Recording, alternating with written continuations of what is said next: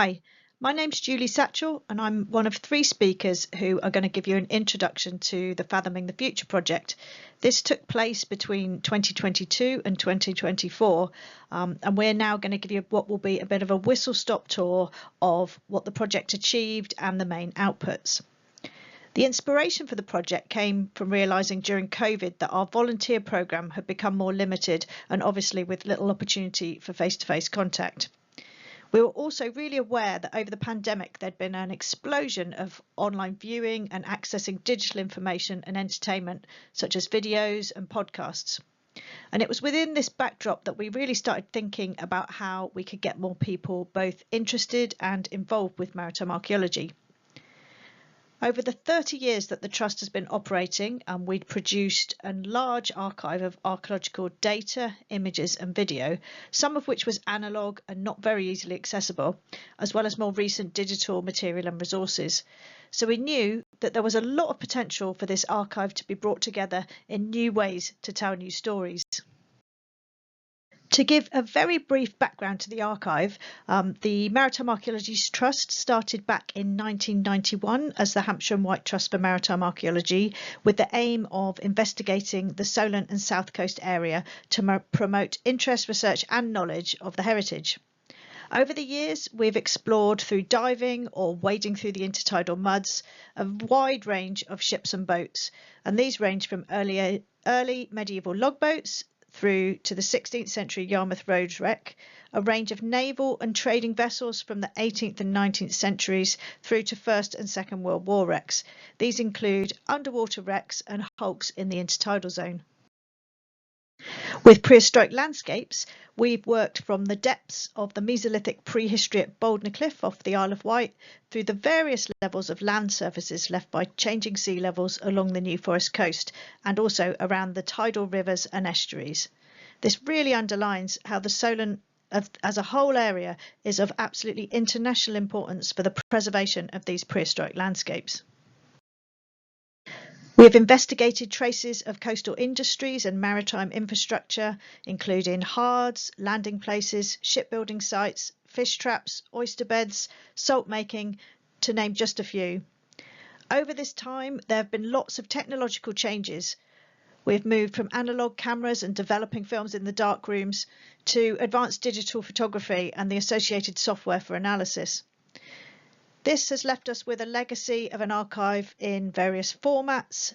Although many projects have been published and have featured in education and outreach resources over the years, we knew that there was potential to do more with them using digital technologies. So as we developed the Fathoming the Future project, we began to consider 2 key areas. These were reinvigorating our volunteer programme and reaching new audiences through maximising our archive. We reviewed some of our baseline figures and these revealed that our volunteer profile from the years before the pandemic had low numbers of young people, only 7% aged under the age of 25, as you can see here in the pie chart. Many of our volunteers were of slightly more advanced years and there were more men than women involved. We also looked at our online audience to see if there were any trends there. And as you can see in the bar graph, this revealed that the website audience was 70% male, and there were interesting trends in age ranges of those using online resources. And on our YouTube channel, the audience there was actually 95% male. So we had identified 2 particularly underrepresented groups. That was young people within our volunteer group and women within our online audience. After very positive discussions with the National Lottery Heritage Fund, an application was submitted and we were delighted to receive funding for the project, and then Fathoming the Future really began. The key project aims, as you can see here, are on the screen. These were very much aligned with the National Lottery Heritage Fund priorities for getting more people involved in heritage, helping people to develop skills, providing opportunities to learn about heritage, making heritage better explained, and also making heritage presented in a different ways, and finally to help build the Trust's organisational resilience. With ambitious plans for work, this was delivered through a range of integrated sub-programs which all ran concurrently. You can see them here on the screen. We're now going to present some of the highlights of the outcomes of these programs. In terms of the volunteer program, we plan to provide ways for people to be involved in all aspects of the work. And as we will see as we delve into the project, we had a lot of support and were able to provide training in a wide range of skills and activities. The opportunities to get involved could be either in person in the office or remotely online, helping reduce any barriers to getting involved. We delivered training in a wide range of ways, from one-to-one support through to group workshops.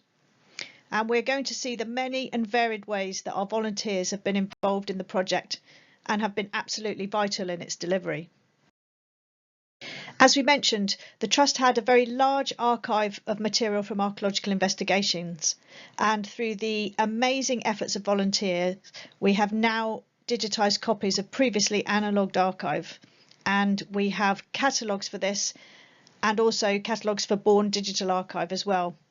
And this material gives detail on the related project, the content and the themes, and this is making it much easier to search the archive.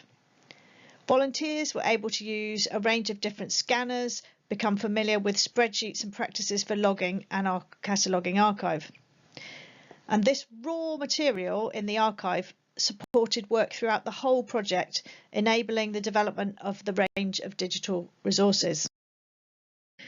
Volunteers were encouraged to be inspired by the archive material and undertake research into topics of particular interest. We were able to support a range of online research through guides and ongoing feedback. At the Shipwreck Centre and Maritime Museum on the Isle of Wight, the collection there was used as a basis for a range of project activities. And it was particularly inspiring to be able to deliver training in artefact recording, database use and 3D models that was directly at the centre and surrounded by the objects and their maritime stories.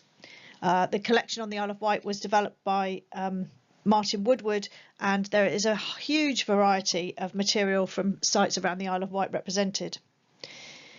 We were also able to visit libraries and special collections and archives as well, such as the National Archive at Kew. So there were a whole range of avenues of research there that volunteers were able to follow up on. And it was using this research alongside the archive material that helped produce some of these amazing digital outputs. This leads us to the Digital Resources Programme, which, as you can see, has included a very wide range of resources being produced. And to find out more about these resources and also some of the case studies on extended research, I'm going to hand over initially to my colleague Greta to tell us more.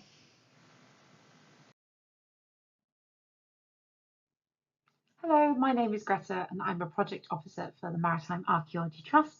I'm very proud to share the incredible efforts of our volunteers whose passion for the subject of maritime archaeology has really come through in the resources that they create for us. So to align with the aims of the project, we wanted to tell more stories to do with women and also some stories connected with people of different ethnicities. But also, if there was anything we'd covered before that volunteers were really inspired by and wanted to tell through an alternative digital medium, we wanted to give them the freedom to do that. So it meant that the project had a whole wonderful array of outputs, such as videos, podcast episodes, 3D models, blogs, and I'm going to delve quite quickly into a few of these. So starting with videos, we decided to walk around the Shipwreck Centre and Maritime Museum, occasionally with volunteers, and pick out certain artefacts. And this was a wonderful opportunity to share them with the world and give them a digital platform to tell their story. These range from full 15 to 20-minute videos down to more snappy videos, which are about 60 seconds. So for example, we had something called Artifact of the Month. These were YouTube shorts, so only about a minute long. We took an artifact, we talked about its time period, if it was from a wreck, and shared its unique story. So some examples of these artifacts of the month were the Bolden of Cliff platform, a narwhal tusk, and also a merman. And that's actually a real artifact, Marmaduke the merman. If you'd like to know more, you can head to our YouTube channel. We submitted some of these videos to festivals, such as the Festival of Archaeology. The 2023 theme was Archaeology and Creativity, and this involved 2 of our volunteers. using archaeological sites as the inspiration for songs and poetry.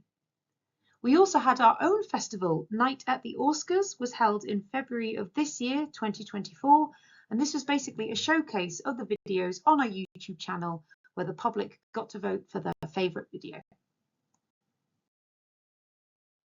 We also had a series of online talks, and many of these can now be found on our YouTube channel.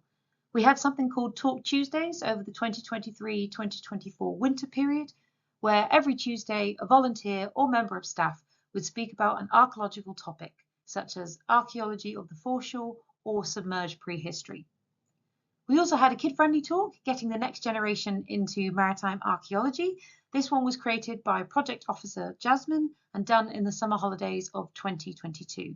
It served as a great introduction to the topic. It covered what maritime archaeology is, the different types of archaeology, what equipment archaeologists use. It was really successful and we had lots of people tune in. It had a lovely response. We also did a few talks that tied in with important events, such as the anniversary of D-Day. I did a talk on repair slipways along the southern English coast, and a lot of these still exist. They were actually used to haul LCTs up, either frontways or sideways, so that they could be repaired for the Normandy landings. There was also a talk presented by two of our placement students from the University of Southampton, Sam and Madison. They spoke about their GIS story maps on two rivers in Southampton, which I'll go into further detail about in a moment.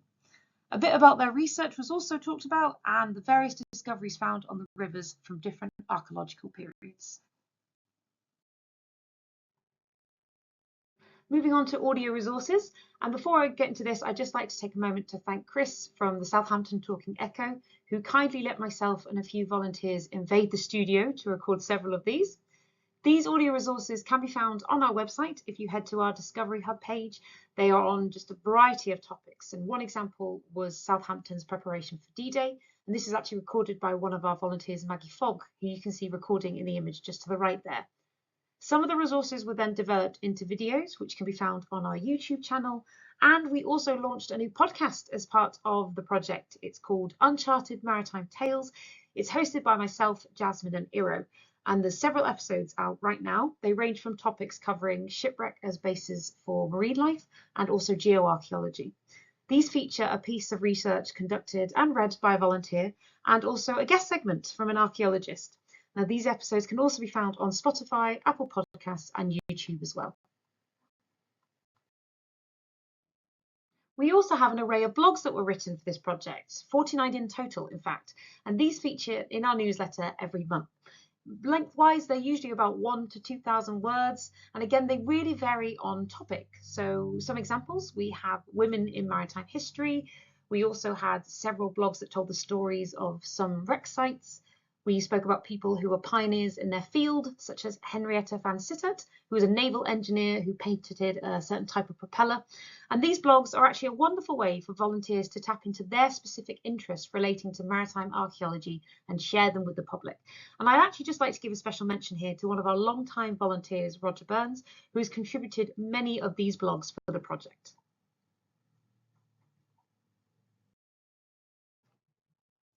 And actually, on that note, there's a few volunteers that I would like to give a special mention to. They have given so much time to develop resources that have been a wonderful addition to the project. So the first volunteer is Mike Greaves, who has created a lot of art for this project. And I think if you've seen any of our Fathoming videos or booklets, you likely will have seen one of Mike's paintings. And even though I've just put up a few examples here, there are actually so many more. So feel free to head to our website to see some of those. The first on the left is a painting depicting the mutiny of the HMS Bounty. It features in our HMS Bounty video, which is written by one of our volunteers, Katie.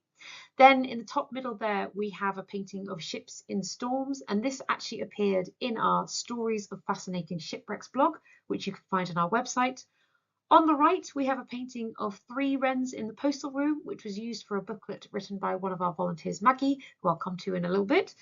And also my favourite one, the bottom centre, is the cursed dog. This depicts a dog that survived not 1 but 6 shipwrecks, and you can actually find the dog story in the HMS Alorna blog on our website. So thank you to Mike for bringing so many of these stories to life. The next volunteer I wanted to mention is Maggie Fogg, who created this booklet that you can see on screen. This was actually a wonderful example of a volunteer who attended a Fathoming event and felt inspired. Maggie actually attended our Women's Day that we held on the Isle of Wight at the Shipwreck Centre. This is where women from the local area visited the museum, viewed the artefacts, and then afterwards sat down to discuss the stories that really resonated with them. Maggie was part of that discussion, and she felt so galvanized by the event, she decided to put out a post on social media asking local women to share stories of their personal maritime heritage, and then she went and interviewed them. Maggie had an incredible response. People submitted photographs, certificates, and letters that their ancestors had written home to loved ones during the Second World War. She went round, she collected all of these, and the stories were then developed into a booklet titled Women's Maritime Heritage Stories. And this is now accessible online to read on our Discovery Hub. Thank you so much to Maggie for coming up with this idea and all the research you did to make it possible. Another volunteer who created some lovely resources for this project was Shirley Wilson. Shirley actually came aboard for the Fathoming the Future project and delved into some very moving stories, many of which you can find on our YouTube channel. The first I wanted to mention was stories of Black and Asian men at sea. This was originally an audio resource that we then developed into a video using some research that was conducted for the Forgotten Wrecks project. This video featured sites like the SS Camberwell and the SS Mendy, which were both lost in the First World War, and both have very moving stories attached to them. We do also have a podcast episode on the Camberwell, which Shirley features in, so head to our Discovery Hub to find it and learn more about those who travelled on this cargo ship. The Mendy in particular, though, really stands out to me. It was a troop ship that sunk in 1917 on a foggy February morning, struck by another ship. There were 950 men aboard, of which 650 lost their lives, and of that 650, 607 of those were men from the SANLC, the South African Native Labour Contingent. Finally, I also just wanted to mention Shirley's video, Nurses on Ships. This is a very poignant resource about nurses who served aboard hospital ships. And one story that really stayed with me was the story of Nurse Mary Rodwell, who was aboard the HMHS Anglia when they were struck. And instead of evacuating and leaving wounded soldiers who couldn't walk, Mary decided to stay, go down with the ship and comfort them in their final moments. Again, head to our Discovery Hub or YouTube channel if you'd like to know more. Finally, the last two volunteers I'd just like to mention are Sam and Madison. These are two students that came to the Trust for their Master's Professional Placement module in 2023. They each developed a story map created with GIS, and for those who may not know, GIS stands for Geographic Information System, and it's basically a computer system that displays information geographically. So these were essentially two interactive maps that they developed, and how that worked is you clicked on an annotation and information popped up about the archaeology that was found in that area. Now, these were created for the River Hamble and the River Itchen, which the Trust has done extensive work on over the years.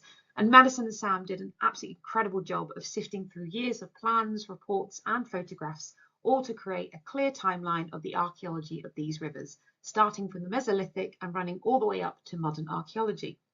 These story maps can be found on the Hamble and Itchen project pages on our website, and I really recommend them. They're just so easy to use, they're really fun and informative. And now I'm going to pass over to Iro, who's going to talk more about 3D models. 3D modeling training sessions have been very popular throughout the duration of the project. Several sessions were held at the Shipwreck Centre and in our office in Southampton. All ages were very enthusiastic about the possibility to have a look behind the scenes at how a 3D model is made. Training was delivered to groups or in one-to-one settings. Volunteers chose from a selection of artifacts which one they would like to record. They were then instructed on all the steps required to successfully create a model, from taking the pictures to processing them. All of the models produced as part of the Fathoming the Future project can be found on our Sketchfab page. Some of the 3D models produced during the project were then annotated with information about where they were found, what they were used for, and with details about their features. This gives everyone a chance to virtually handle some of the artifacts, while also learning more about them. Our volunteers also help create virtual tours for several of the sites the Trust has investigated. These are designed to showcase sites otherwise hardly accessible to the public. The most significant features were selected, and information about them was added to the model. When clicking on one of the info points, a pop-up window appears with more information about the area. This, for example, is the virtual tour of the Brandy Wreck. This wreck lies off Portland Harbor, and its name comes from the discovery of a possible brandy bottle on the site. As you can see, the tour provides a general overview of the site, an account of how it was discovered and investigated, and information about its cannons, ballast, and anchors, as well as about the artifacts found on the wreck. The virtual tour of the SS Gallia, an Italian cargo ship lost in 1917, was further developed into a VR experience. This allows for a full immersion into the site and the wreck.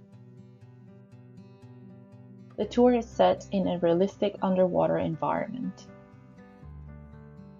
The model was created from a very large legacy dataset collected back in 2015 as part of the Forgotten Wrecks of the First World War project. You can explore the site as you would underwater, virtually swimming around to discover more about it. The ship was originally named SS Olive Branch, and it changed its name around 1914. The wreck lies at a depth of 40 meters on a sandy shelly seabed. While moving around, you will be able to see the two main boilers behind the engine and the triple expansion engine that has fallen over, legs up, with the pressure cylinders and prop shaft cams clearly visible.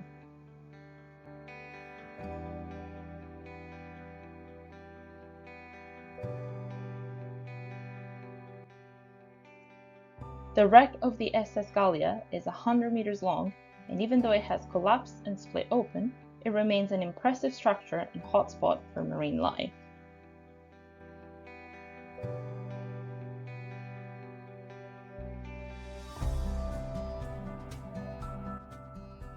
This marbled ray, for example, was recorded as it swam away from the wreck in June 2015.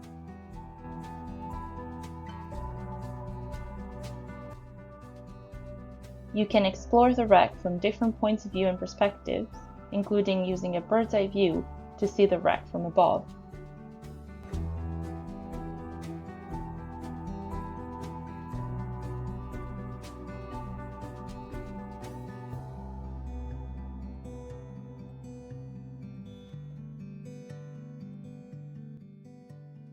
This video can be found on our YouTube channel.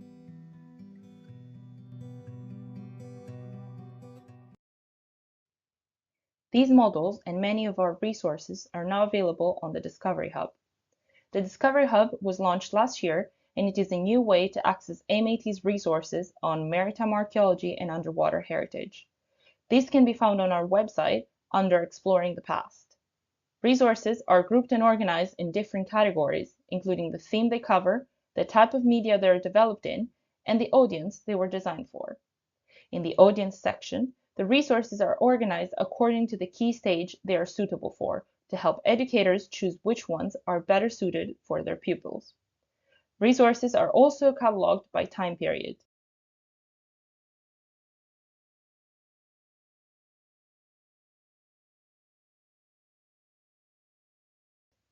The Discovery Hub hosts an interactive map where icons show the location of the wreck or site the resource covers.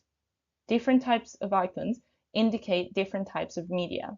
The hand, for example, indicates interactives, while the camera stands for videos. The open book stands for booklets and books. When multiple resources are located around the same area, you can expand the number indicating them to find out more about them.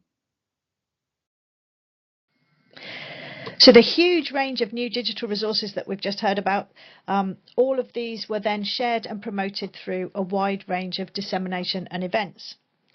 We took out the digital resources alongside a range of different activities and artefacts on our Discovery Bus, which is our mobile museum and classroom, and it can take maritime archaeology directly into communities and to people of all ages. Through 12 events, we were able to reach over 2,700 people. Volunteers were also involved in delivering these outreach events, developing their experience in this area. We have held 2 free open days at the Shipwreck Centre. These aim to reach local residents as well as visitors and to ensure there weren't any economic barriers to reaching maritime heritage. This integrated the range of digital resources that have been produced through a QR code trail within the museum, and that had an associated quiz as well, which they had to access the various blogs, audio or video to answer the questions. The open days reached over 720 visitors. As you can see here on the screen, we have had some very positive feedback from those attending. So great to see that they were enjoying themselves, and also messages about maritime archaeology being delivered. We also provided talks for a range of groups and audiences. This included working with Southampton Living Well organisation, which provides activity hubs for older people, where we were able to give talks and introduce virtual reality to those of slightly more advanced years. During the course of the project, we also provided 11 talks to groups reaching over 500 people. Again, just a few of the feedback quotes here on what people found most interesting or important. And again, great to see that they were enjoying different resources and also the volunteering opportunities. The many new digital resources are available online, and they have been promoted and shared through the Trust website, the Shipwreck Centre website, social media and other online channels. This includes images, video, audio, reports and 3D resources. We have promoted a wide range of themes and topics to develop different audiences, particularly remembering that our online audiences was 70% male at project outset. Through social media, we have tied in with wider campaigns such as International Women's Day, International Rum Day, International Speak Like a Pirate Day, Archives Week and a range of National Lottery Fund campaigns as well. So, did all this work? Well, taking a look at the numbers of followers across the various platforms, we can see that other than Twitter or X, which has remained at relatively similar levels, there's been a good increase across the board, with Instagram, YouTube and LinkedIn showing some really large increases. In relation to our project aim of developing the gender diversity of our audience, within our website audience, the top graph here, we see there's been a 10% change within the audience. So we've gone from 40% female to 40% female from 30% at the outset. And on YouTube, there has been a really big change from only 5% female audience at the outset. We now have 30% female audience. So we can see how the project has impacted on our online audiences and increased both numbers and diversity. And to our volunteers, who we would like to say a very big thank you to, as without all the positive and active engagement in the project, all of these outputs wouldn't have been possible. As you can see, we've had an amazing 78 people involved, 52 of who were new to volunteering with the Trust, and they have provided a massive 714 days worth of their time. And looking back to our project aim of increasing the age diversity of our volunteers, you can see on the right the graph at the top was the pre-COVID range, while below we have the project age profile. So we're pleased to be able to report that we have got a larger number of young people involved with projects. That doesn't mean that we have fewer older people, it just means that we have got a larger volunteer group. We've had some very positive feedback from volunteers that have been involved. It's really heartening to hear that they have increased their skills and become more confident, that they have been inspired by particular sites and finds, and are also planning to use their experience in the future. And of course, really important to hear that they've enjoyed themselves. One of our volunteers highlighted that they will be looking forward to what's next. And I can confidently say that with such fantastic support that our volunteers have provided, we're also very much looking forward to what's next too.